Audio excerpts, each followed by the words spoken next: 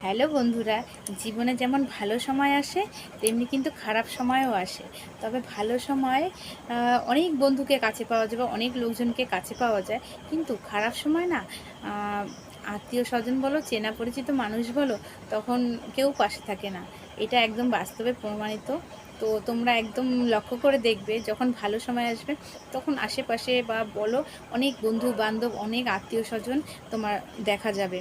কিন্তু যখন তুমি খারাপ সময় আসবে না জীবনে, তখন তুমি কিন্তু তাদেরকে কাউকে কাছে পাবে না, কাউকে কাছে পাবে না তোমাকে সাপোর্ট করার জন্য বা তোমাকে একটু সহানুভূতি দেওয়ার জন্য।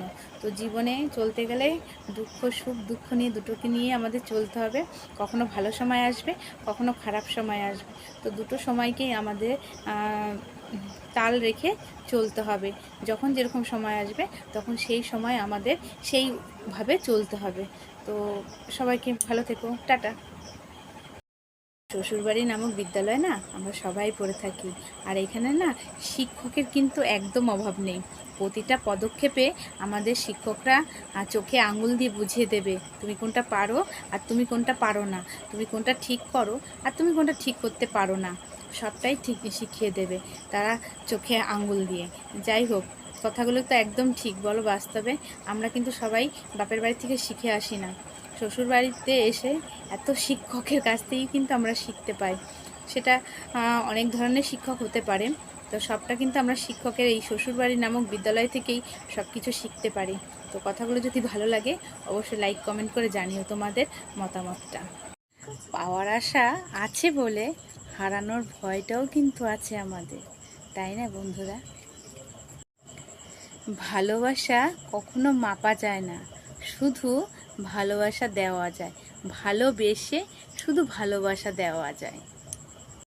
ভাগ্য তোমার হাতে নেই, ভাগ্য কখনো সিদ্ধান্ত নেয় না, সিদ্ধান্ত তোমার হাতে। তোমার সিদ্ধান্তই তোমাকে ভাগ্য এনে দিতে পারে। শত আঘাতের পরও যদি মুখে হাসি রেখে বাঁচতে পারো, তাহলে ভগবানও একদিন তোমাকে আঘাত করতে লজ্জা পাবে। কি বললাম? ঠিক বললাম তো? সত্যের ক্ষয় নেই, সত্যের ভয়ও নেই, সত্যের লজ্জাও নেই, সত্যের বিনাশও নেই। সত্য খুব বেপরোয়া, সত্যকে দমিয়ে রাখা যায় না। জীবনটা বইয়ের পাতার মতন, বই যেমন পড়ে শেষ করা যায় না, জীবনটাও তেমনি পড়ে শেষ করা যায় না।